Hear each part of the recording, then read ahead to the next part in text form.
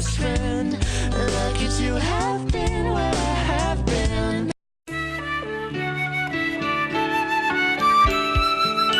Hoy les queremos contar en cortos minutos esta modalidad que probablemente para muchos de ustedes sea nueva, y lo voy a tratar de hacer breve y claro.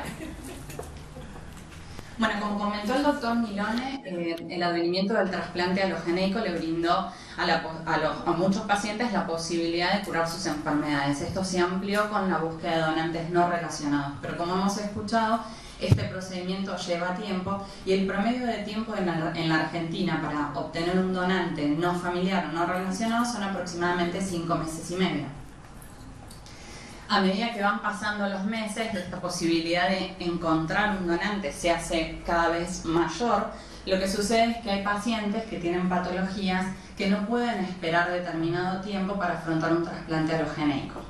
Es decir, que viendo registros internacionales, después de un año de búsqueda, hay pacientes en el mundo, hay un 60% de pacientes que no tienen un donante no relacionado, sumado al tiempo que tenemos en el país para obtener un donante no relacionado, teniendo en cuenta que hay minorías étnicas que probablemente tengan menos posibilidades de encontrar un donante idéntico. Entonces esto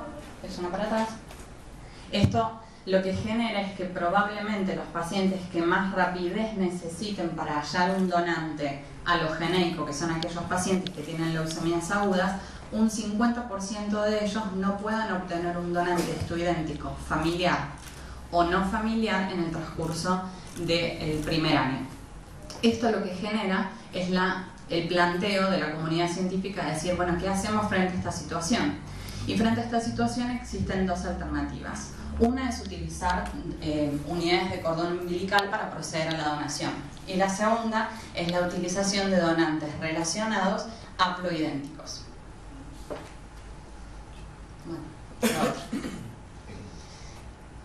En el mundo los trasplantes alogeneicos han aumentado a través de los años. De hecho, en el último reporte del europeo, que digamos, me pareció más significativo, en el año 2013 más de 39.000 pacientes han logrado trasplantarse, siendo un 40% de ellos sometidos a trasplantes alogeneicos.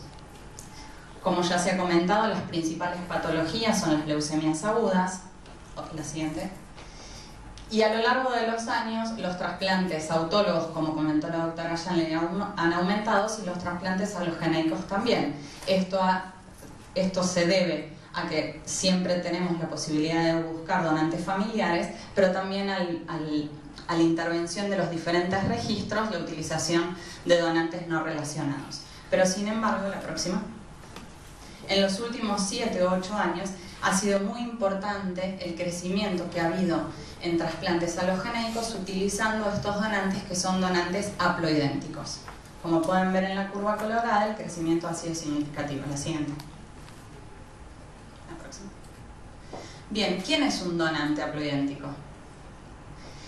Y voy a tratar de explicarlo de la forma más didáctica.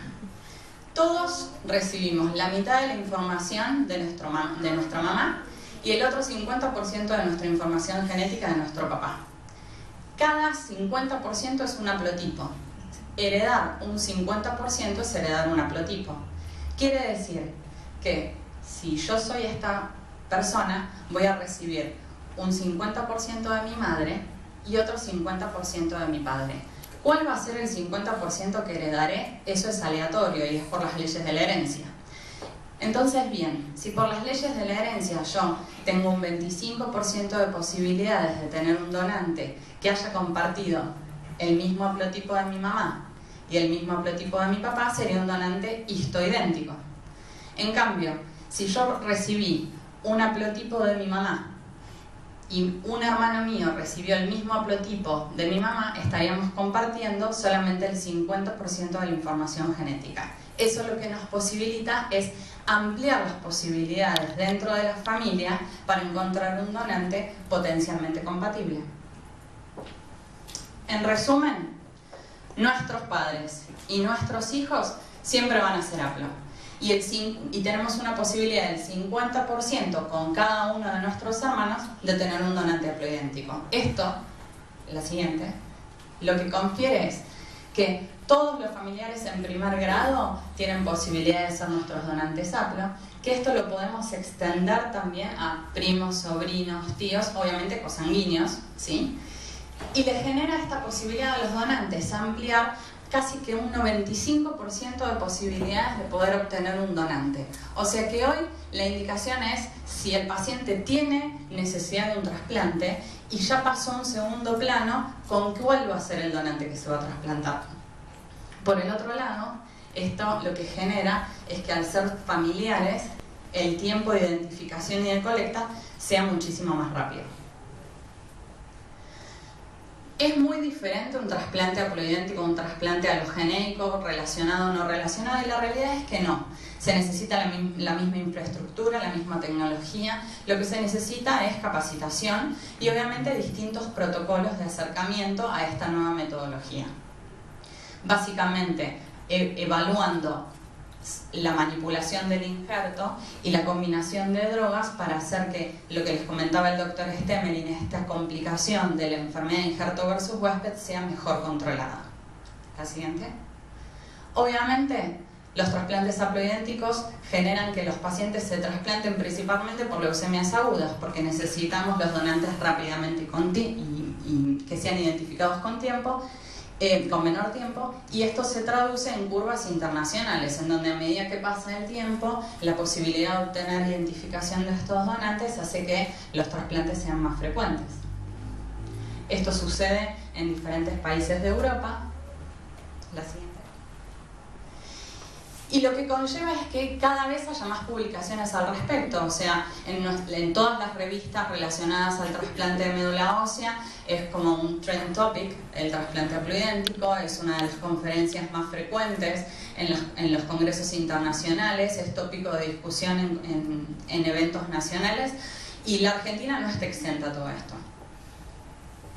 ¿Qué es lo que ha pasado en los últimos años? Toda la información que yo les voy a presentar es sustentada por dos entidades, el INCUCAI y el Grupo Argentino de Trasplante de Médula, ¿sí? A lo largo de los últimos 3-4 años, en la columna verde, pueden ver cómo el trasplante haploidéntico ha crecido en nuestro país. Desde el año 2014, en el Hospital Británico, y por el esfuerzo de todo el equipo y focalizándonos sobre todo en la formación, hemos implementado el programa de trasplante haploidéntico y a la vez se ha desarrollado en otras unidades de trasplante también con muy buenos resultados. ¿Cómo han sido los números en estos últimos años? Miren, en el año 2013 solamente 3 trasplantes haploidénticos reportados, llegando hoy en día a un total de 195. Estos son datos al 21 de septiembre de este año. O sea que yo calculo que vamos a tener un número bastante mayor, 89. Y obviamente, en comparación a los registros internacionales, las patologías por las cuales los pacientes se trasplantan en este país son exactamente comparables a lo que reportan en el resto del mundo. Pero sí, esto me parece importante, la mayoría de los pacientes que llegan a trasplantarse con un donante haploidéntico llegan en remisión, y esto es porque el donante está disponible, es rápido y la colecta se puede hacer en el tiempo que uno necesita.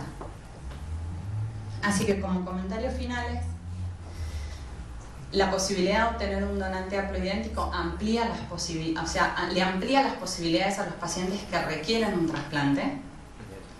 Es una alternativa real, en nuestro país es una realidad, los centros de alta complejidad lo desarrollamos y con muy buenos resultados y todavía con expectativas de crecer y de mejorar.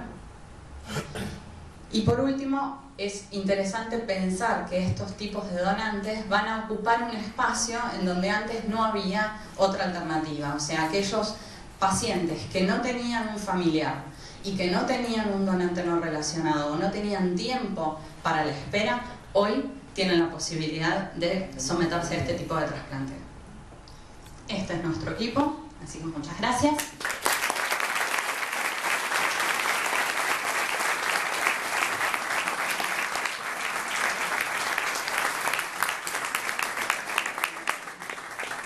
Y como comentario final, les queremos contar desde la comunidad científica que el año que viene se va a realizar el segundo Congreso Latinoamericano de Trasplante, pero va a ser el primer congreso argentino de trasplante que va a tener lugar en la ciudad de Buenos Aires en el mes de mayo.